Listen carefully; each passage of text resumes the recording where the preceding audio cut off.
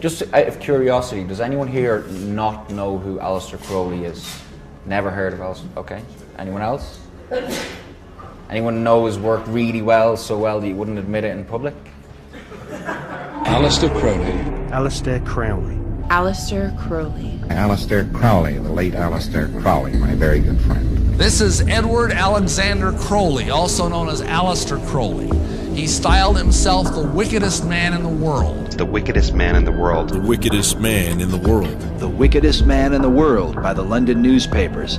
The man who called himself the Beast 666. The Golden Dawn's most notorious member was a self-confessed Satanist. Others have affectionately dubbed him the most notorious occult magician of the 20th century. Mr. Crowley has been instrumental throughout music.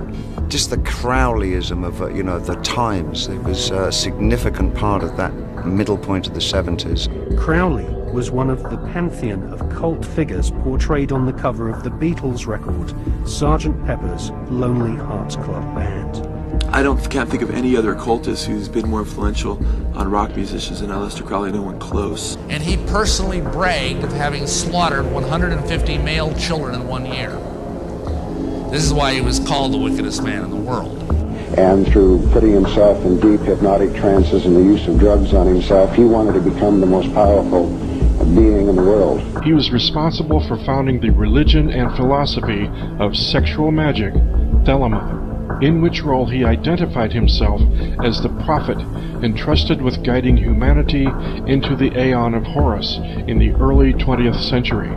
He is a Freemason. It has its roots in Freemasonry and secret societies, which is essentially Luciferian doctrine.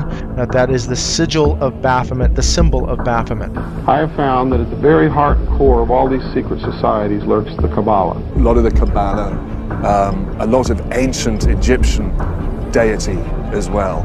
In the Great Pyramid, Crowley conducted an occult ritual intending to access supernatural powers. Do what thou wilt shall be the whole of the law. Love is the law. Love under will. Do what thou wilt shall be the whole of the law. Do what thou wilt shall be the whole of the law, and love is the law, love under will. Do what thou wilt. Do what thou wilt. Do what thou wilt shall be the whole of the law. Love is the law. Love is the only law. I'm me. I'm doing what I want to do. I am who I am, and it's tattooed on my chest. Well, I've been an admirer of Aleister Crowley. I think that I'm carrying on much of the work that he started over 100 years ago, and I think the 60s themselves. You know, Crowley said, do what thou wilt shall be the whole of the law.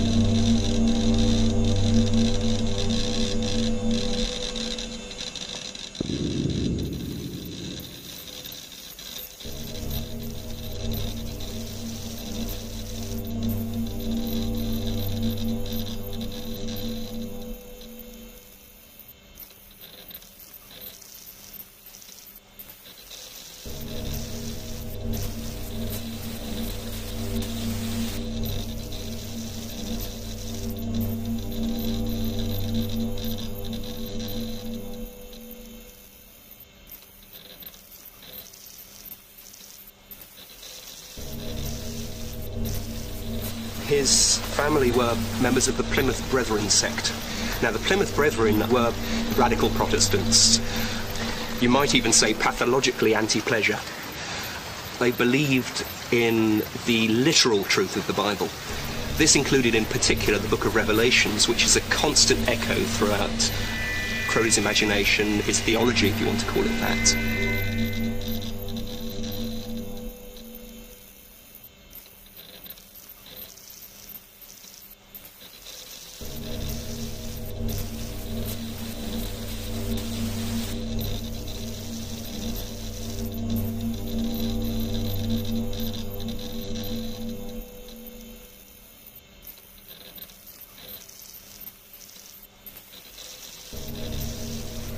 I had arrived at the conclusion that the Plymouth Brethren were an exceptionally detestable crew. I wanted sin, a supreme spiritual sin, but hadn't the slightest idea how to go about it.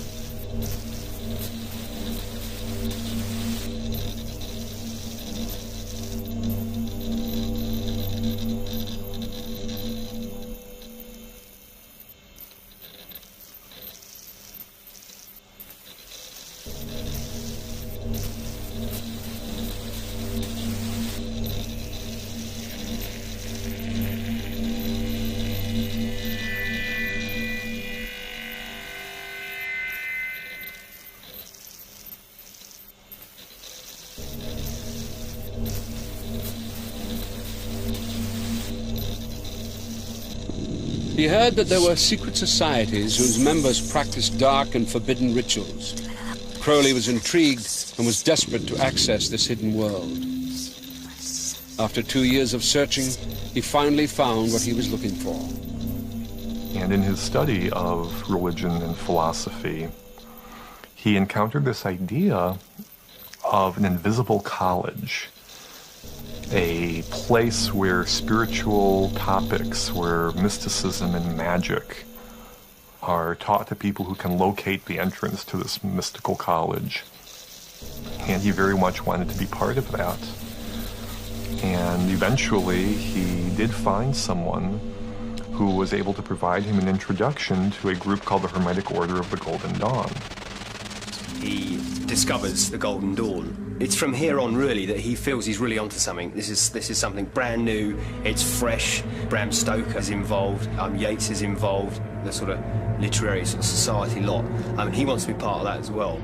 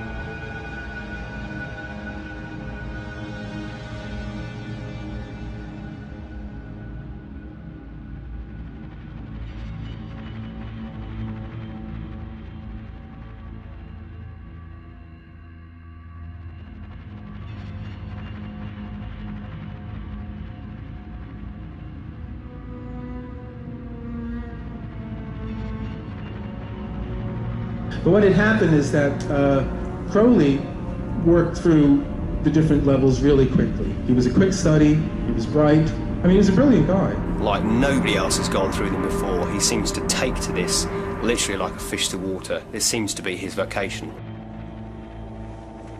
This is after his initiation into the Golden Dawn, which happened at Mark Mason's Hall, I believe November 18th, 1898. And he took the magical name of Frater Perdurabo, I will endure to the end. And he did. And one of the interesting things about Crowley's associated with the Golden Dawn was that when he came into it, basically that was the beginning of the end of it.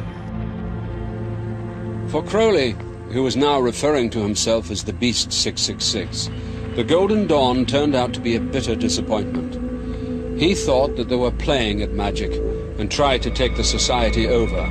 He clashed with the poet W.B. Yeats, who was a prominent member, calling him a lank, disheveled demonologist.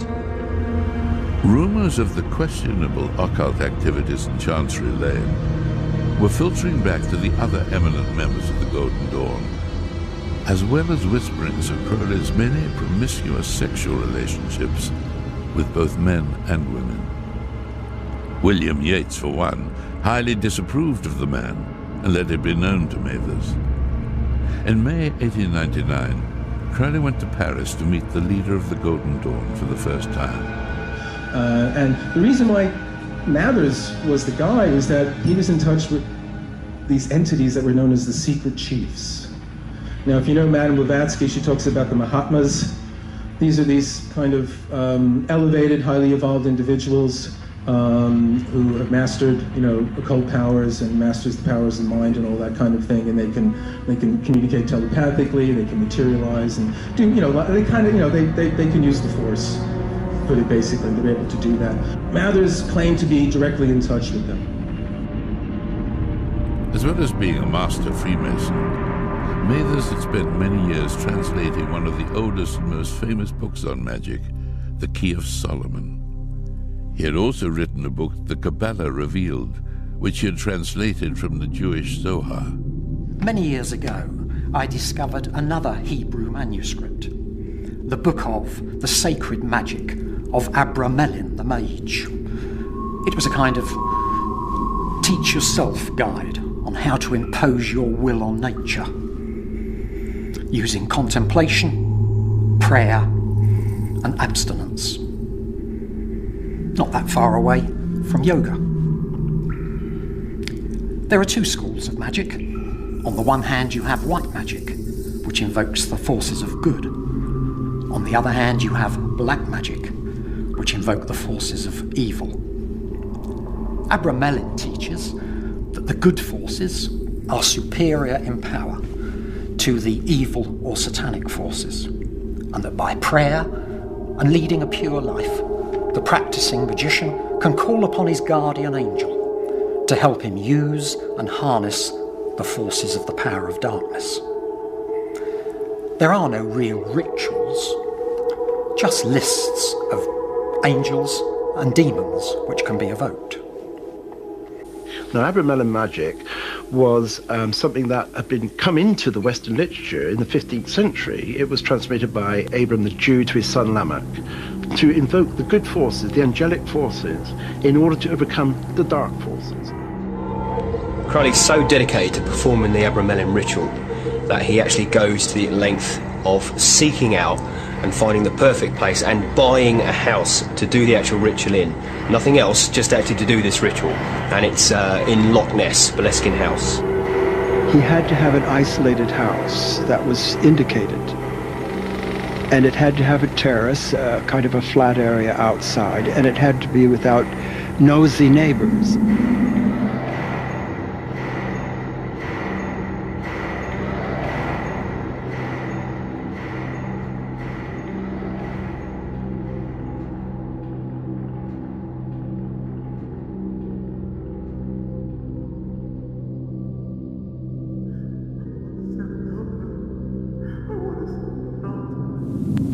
I don't know how he heard about Boleskine, but he must have been attracted to the name because it's actually derived from Baal, the bloody god of the Babylonians.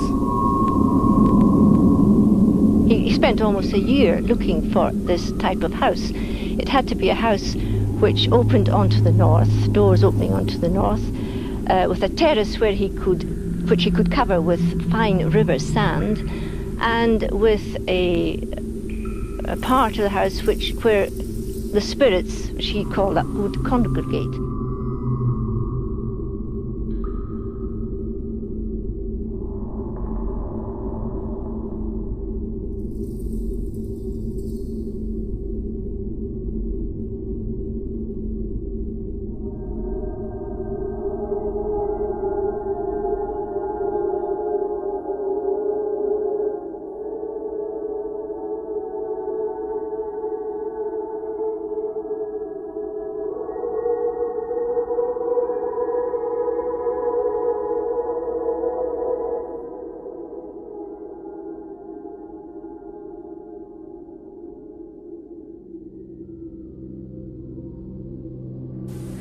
So Crowley dropped the ceremony, which was, you're not supposed to do this. I mean, once you begin something, you should follow through.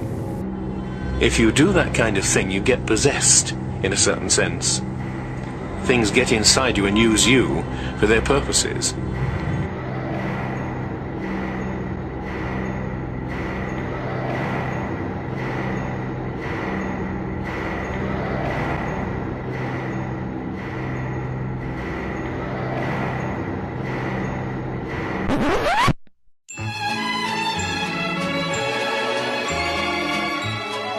When Celia comes, 'tis earthquake's hour. The bed vibrates like kettle drums. It is a grand display of power when Celia comes. When Celia farts, my hasty nose sniffs up the fragrance of her parts. Shamed are the violets and the rose when Celia farts. If you dig into the poetry and you read between the lines of his poetry and, you dig into his story, a lot of the things will, make more sense to you. You know what I'm saying? Greasy the turds, dribble your dung on the tip of my tongue. Churn on me, Leia, twist with your thighs, smear diarrhea into my eyes. Vomit it, spew it, and lick it once more, and can make lust drunk on disgust.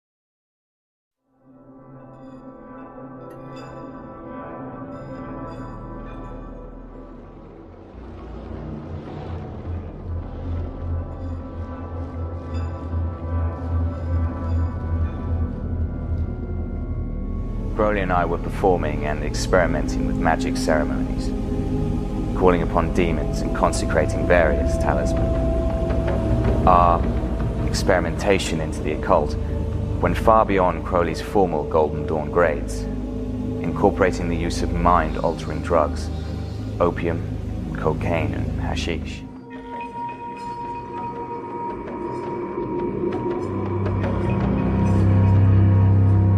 By the great god Harpocrates, by your deep purple darkness, by my white and brilliant light do I conjure thee. Collect yourself about me. Clothe this astral form with a shroud of darkness.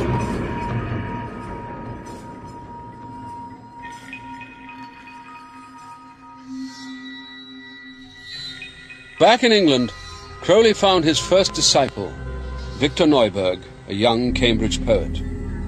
In the case of Neuburg, there was definitely a peculiar kind of homosexual relation, and I'm not just now talking about the ordinary physical thing. Neuburg was in love with him. That's what I mean. He got mixed up with Crowley. Crowley saw there a far weaker character, plunged on Neuburg, and of course dragged him into this whole business of black magic.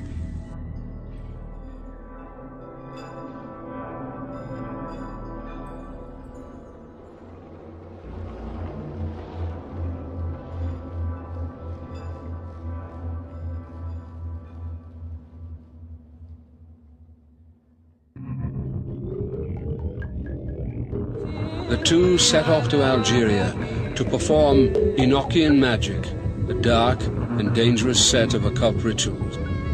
They walked deep into the Sahara for 2 days until they reached the point of exhaustion.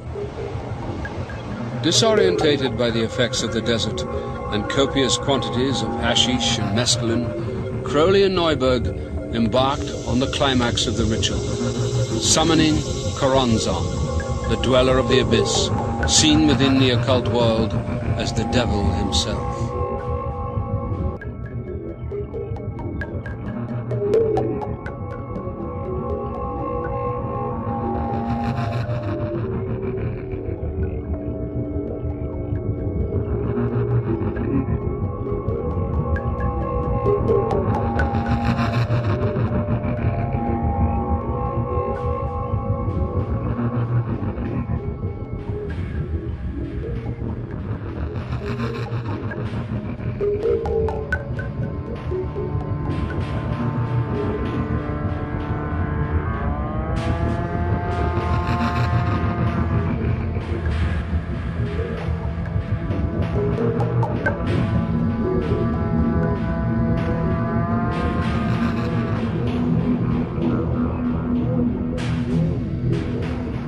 Crowley has like a mystic revelation. He sees a blinding white light. He seems to commune with the secret chiefs, and he suddenly realises that sex can be a sacrament, can be in praise of the gods. It's like a shortcut. It's a short circuit to go straight in to achieve whatever you want to achieve magically. The effect of the rituals left Neuberg a shattered man. He never fully recovered from the experience. But for Crowley, this was the final piece in the jigsaw. He had now united his belief in the power of sex and magic into one occult vision. Crowley was practicing sexuality as a spiritual path. He reduced a great deal of symbolic teachings to their essence, which is essentially the duality or the polarity between male and female. And he experimented greatly within that sphere to understand what mysteries were contained within the sexual act.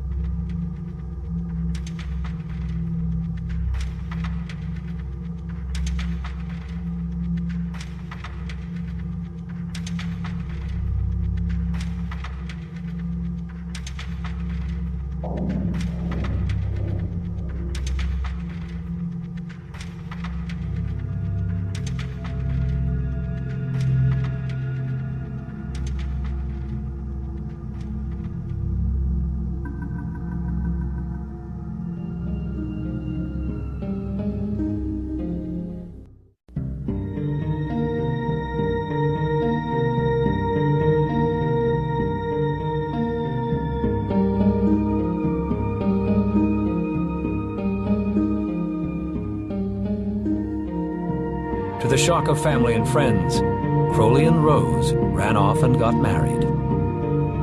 In 1904, Crowley was traveling with his wife Rose. He had just married and they were on a honeymoon. So Crowley's idea of a honeymoon was basically going around the world, a very long trip. They were staying in Cairo, where they lived a lavish and decadent lifestyle. The honeymoon was a period of uninterrupted debauchery. Once in the first 3 weeks or so, Rose took some trifling liberty. I recognized the symptoms and turned her up and spanked her. She henceforth added the qualities of a perfect wife to those of a perfect mistress. They drank and they sniffed ether. And they probably smoked hashish and other things that Crowley liked.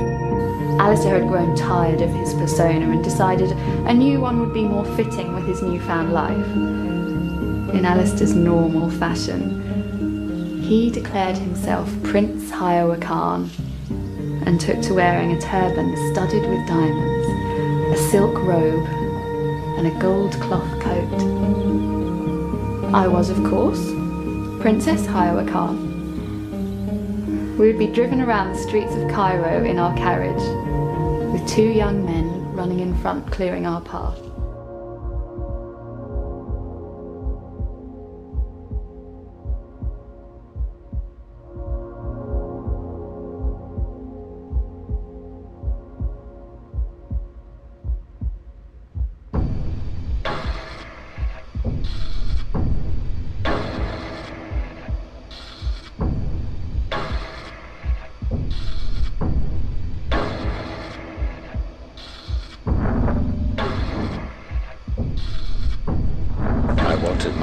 To see what a great magician I was.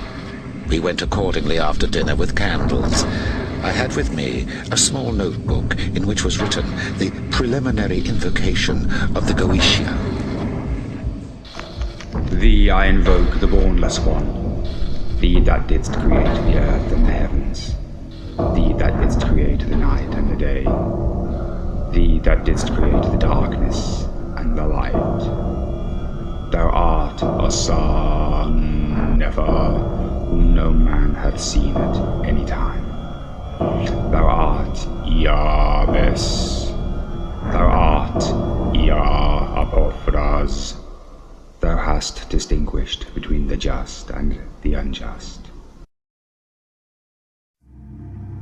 Back in Cairo, they were continuing their orgy of hedonistic excess when the black magic ritual in the Great Pyramid had an unexpected result that was to be the turning point in Crowley's life. Rose Kelly began mumbling and muttering about the gods wanting to talk to Crowley, and particularly the god Horus had something to say to him. At first, Crowley didn't know what to make of this, so he kind of ignored it. But eventually, she kept doing this and it continued, so he challenged her and he asked her some questions. And much to his surprise, this unschooled woman, she had never studied Egyptian mythology or religion or magic, in this trance state, was able to answer all of his questions correctly. So impressed with this, Crowley thought, okay, this seems to be some evidence that there is some divine hand at work here. And after that, getting in touch with somebody that said they were the god Horus, I think at that point, something happened within his life. He opened himself up to a power that never ever left him, which he developed. And I believe he was the real thing. I believe that people that came into contact with him came into contact with that which was supernaturally evil. He had given himself under that demonic control, and that demonic control could now affect him and could work through him. I shall find you, I shall have you, I am coming back to you. Crowley heard an unearthly voice from over his left shoulder. For 1 hour, at precisely the same time over the next 3 days, Crowley said that the voice dictated to him the book of the law, the work that would become the Bible of his new religion. In 1904, Crowley had a communication with an extraterrestrial being named Iwas. And this being, through his wife, kind of a channeling type operation, brought forth a book that was called the Book of the Law in 1904. And this book declared that the slain and risen God, i.e. Jesus, had stepped off the throne, and that a new God, the crowned and conquering child, was taking his place. The Book of the Law is the Bible of the religion Crowley was endeavoring to found. A book of inspired writings, whereby Crowley portrays himself as a medium for some higher force. Inevitably, with an egomaniac like Crowley, he finds himself cast in the central role. The Book of the Law states, "Do what thou wilt shall be the whole of the law." In other words, people have the right to determine exactly how to live their lives, regardless of moral and religious boundaries. The focus is to help practitioners engage in spiritual quests that enable them to break through those restrictions so that he or she can be of one mind with his higher self. Crowley taught that the way to communicate with one's personal demon was to reach higher states of mind, trances that could not be easily achieved. And the best way to reach those special trance states, to be able to converse with one's demon, was through forms of ritual sex magic.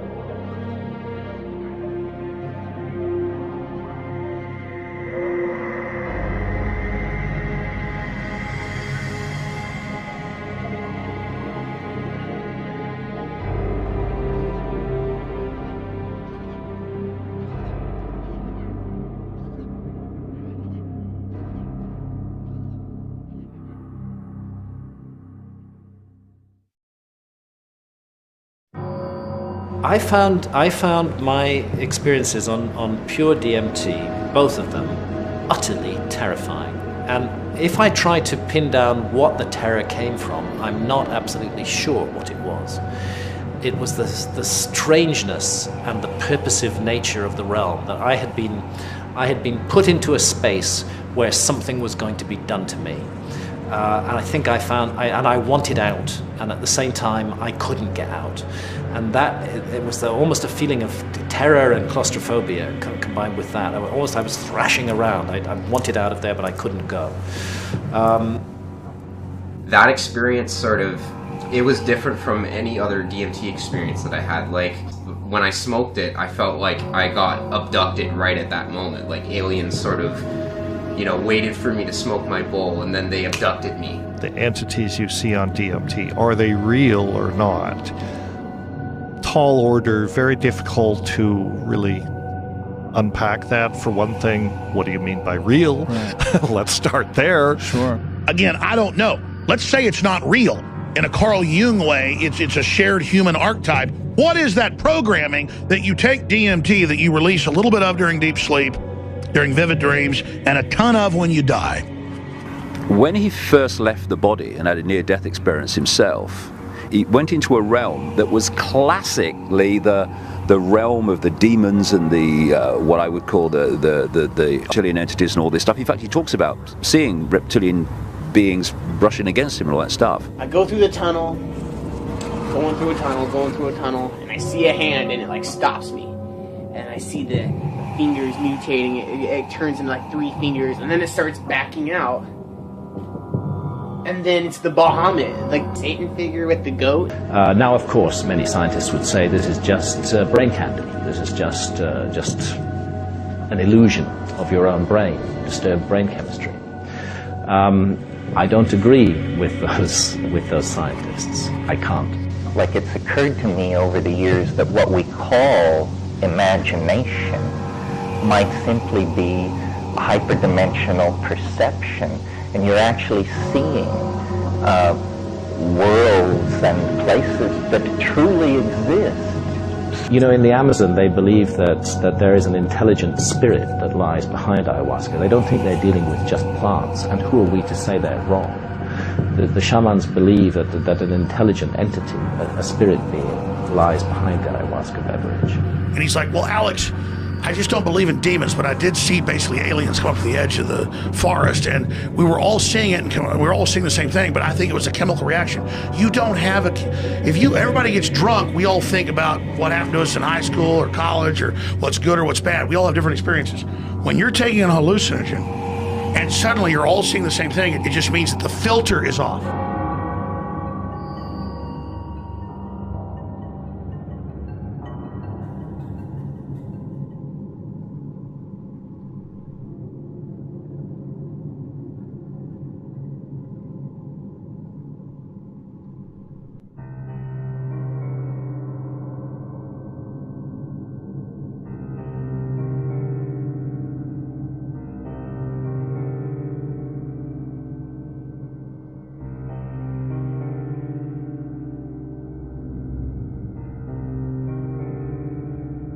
Aleister had become very distant.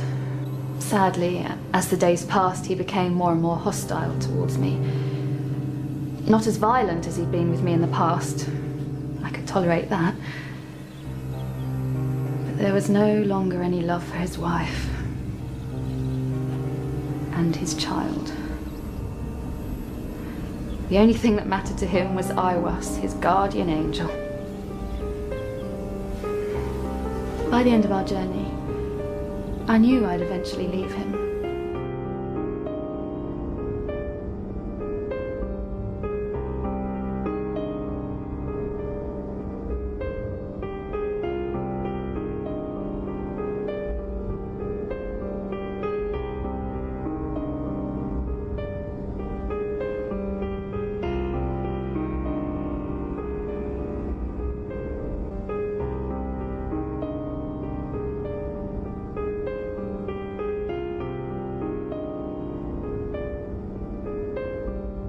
Bringing his mistresses home, he would sexually and sadistically abuse them, whilst I would be forced to watch. on occasion. They would be in our bed, whilst I would be hung by my ankles in the closet. Ironically, I gave birth once again during that period to a beautiful daughter. We named her Lola Zaza.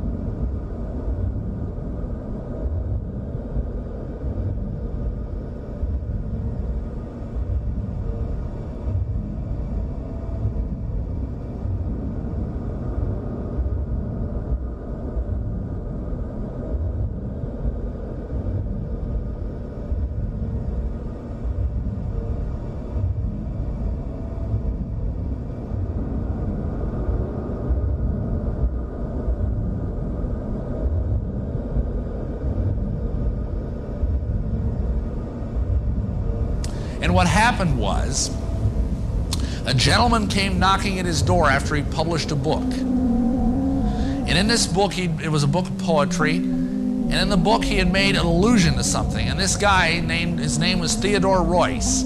He was a German occultist and the head of the OTO, the Ordo Templi Orientis, which stands for the Order of Eastern Templars. There's the Knights Templar again.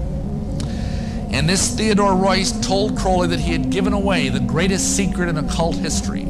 So the guy promptly initiated him on the spot to the 9th degree of the OTO and then explained the secret to him. The secret is that as a Mason, you are promised immortality. If you go to a Masonic funeral, you will hear them discuss the immortality issue. You will hear them promise that they will go to the celestial lodge above and live there forever. Where do they get their promise of immortality? Simply, the secret that Crowley uncovered, probably through demonic intervention, is the secret that this immortality is conveyed through tantric sex magic. Whereas for ceremonial magic you need what is called a temple, so a space, a place where you do that, in sexual magic the temple is your own body. And you use your own body in a way that it can gives you access to these dimensions, to these other dimensions of reality, which are basically the goal of the practice of magic. Crowley found so much value and appeal to this that his practice kind of shifted very much to focus on that for the rest of his life. In 1912, Royce initiated Crowley into 3 further degrees of OTO proper, that is, the 8th, 9th, and 10th degrees, making him Grand Master of a new English section. He now had an excuse for using sexual magic and the introduction of bodily fluids to enhance magical power. It instantly flashed upon me. The entire symbolism, not only of Freemasonry, but of many other traditions, blazed upon my spiritual vision. From that moment, the OTO assumed significant importance. I had found the vehicle for my new eon.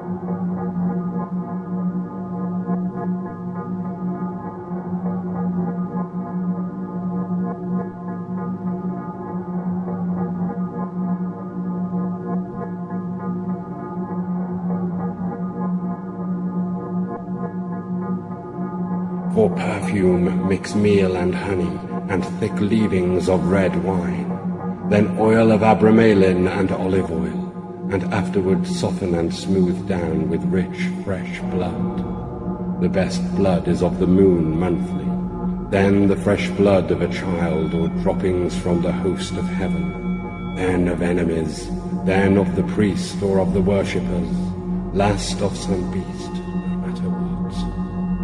This burn, of this make cakes and eat unto me. This hath also another use. Let it be laid before me, and kept thick with perfumes of your orison. It shall become full of beetles, as it were, and creeping things sacred unto me. These shall breed lust and power of lust in you, at the eating thereof. Ra-Ho-Ku is with thee. Worship me with fire and blood.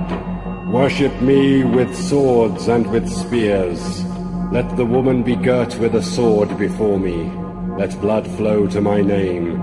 Trample down the heathen. Be upon them. O warrior, I will give you of their flesh to eat. Sacrifice cattle, little and big, after a child.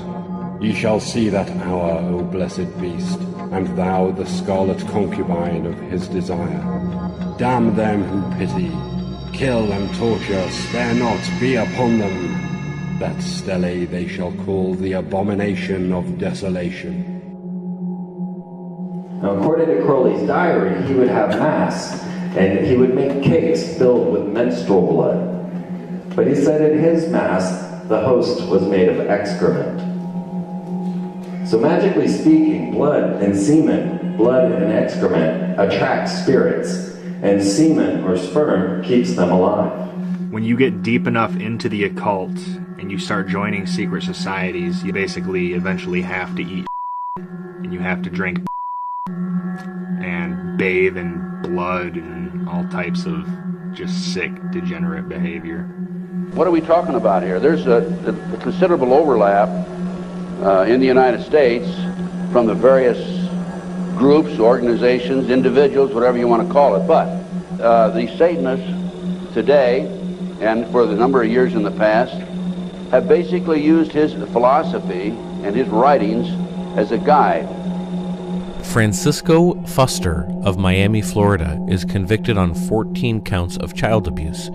This case involved Francisco, his wife, and more than 50 children. The children related stories of being forced to eat feces, pose for pornographic pictures, take mind-altering drugs, kill animals, and submit to anal rape with a crucifix.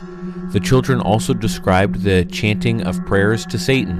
In 1988, 23-year-old Kelly Michaels was convicted of 115 counts of sexual abuse against 20 children in her care at the We Care Nursery School in Maplewood, New Jersey. The accusations included Kelly forcing the children to have sex with her and lick peanut butter off of her genitals, penetrating their rectums and vaginas with knives and forks, and forcing them to eat feces and urine. The tales of satanic ritual abuse usually start with touching or fondling, then progress to oral, genital, and anal penetrations, forced injections of mind-altering drugs, monsters or witches enacting bizarre rituals that include defecating and urinating on their victims' heads and forcing them to eat feces and drink blood and urine, and finally torture, mutilation, and murder. The rituals were almost always filmed. The victims were forced to participate in the murders and often made to eat the flesh and drink the blood of those who had been sacrificed. These were not merely the sadistic acts of pedophiles, but the sophisticated techniques by which devil-worshipping perpetrators programmed and controlled victims. And now listen to this sentence, folks, closely.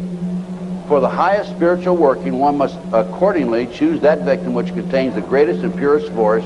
A male child of perfect innocence and high intelligence is the most satisfactory and suitable victim. We're talking about human sacrifices.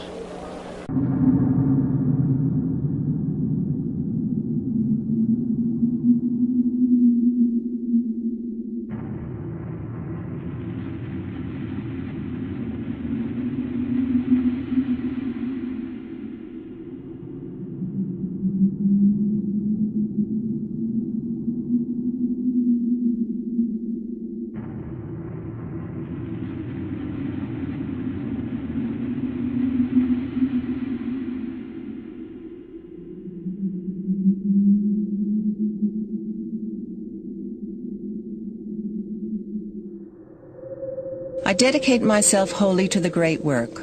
I will work for wickedness. I will kill my heart. I will be shameless before all men. I will freely prostitute my body to all creatures.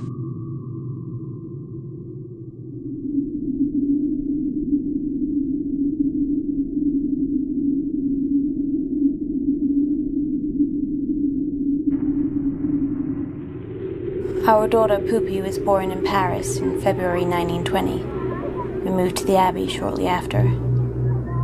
We signed the lease for the Abbey in joint names. He was Sir Aleister de Courval, and I, the Countess Leah Harcourt. Each morning we would put on our magical robes and take our magical weapons outside. He with his sword or dagger, and the women with their chalice. We would all face east and recite a short prayer, the Kabbalistic cross. Then at noon, in the evening, and at midnight, we would go outside and make our prayers to the sun. Most evenings we would perform acts of sex magic, usually between the three of us, sometimes with other assistants which Aleister had found on the streets of Cefalù, or were visiting the Abbey. He was also taking heroin by then.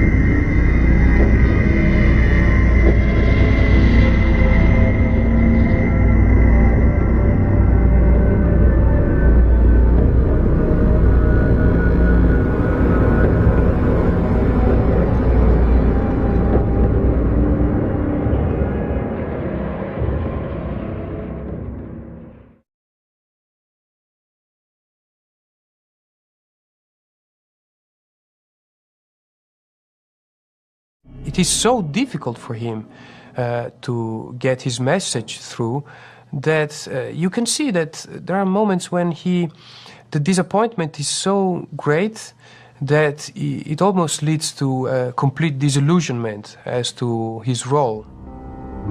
So in 1932 he went back to England, and he never left England after that date. The center of his life remained the communication of the message of Thelema. Crowley's attempt to start a new religion in the Abbey of Thelema had gone disastrously wrong. His reputation as the wickedest man in the world was sealed. The last years of the great beast's life were spent living from hand to mouth. His fortune was long gone, and his disciples had deserted him. He moved from one set of temporary lodgings to another, and finally ended up in a boarding house in Hastings. His life of excess had left him with nothing but chronic heroin addiction and infamy. Crowley suffered from chronic bronchitis much of his life. This eventually resulted in numerous bouts of asthma for which he was prescribed heroin.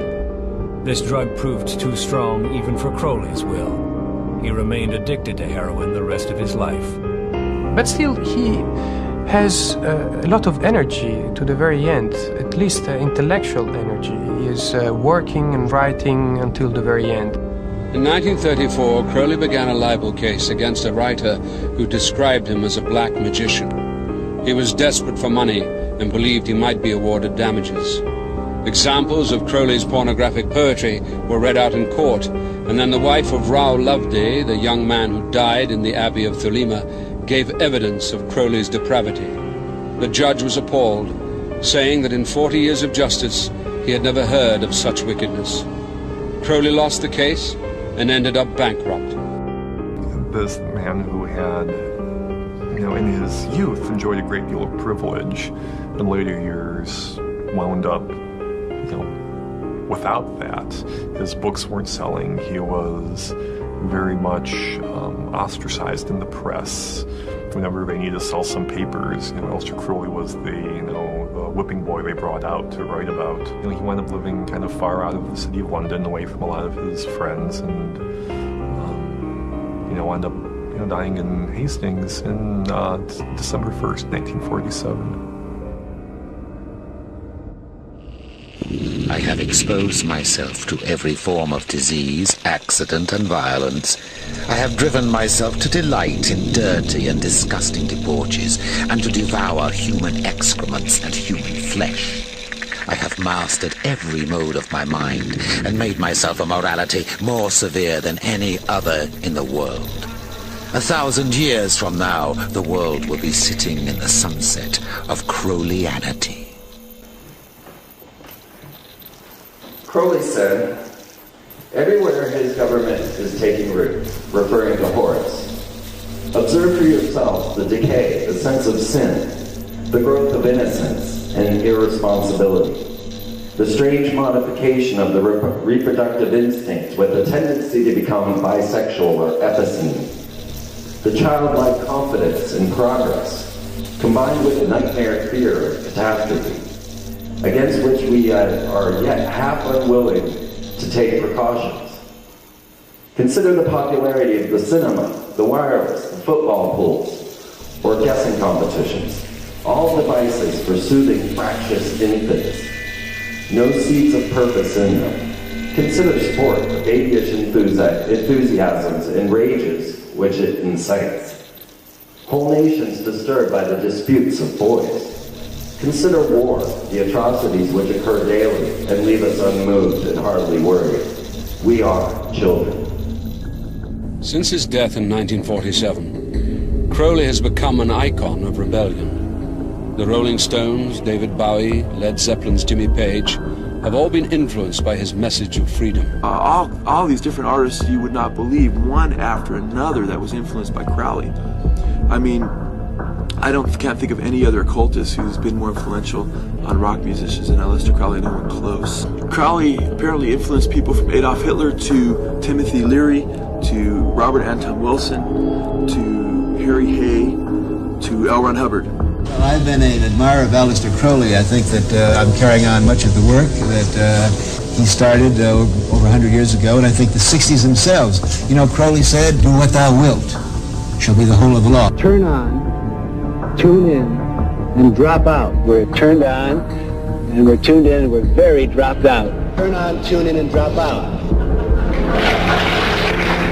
Millions of dollars would be spent on LSD research at universities throughout the country, and word would begin to spread on campus about this so-called mind-blowing drug. And suddenly, it was the counterculture of the 60s. I give the CIA a total credit for sponsoring and initiating the entire consciousness movement, counterculture events of the 1960s.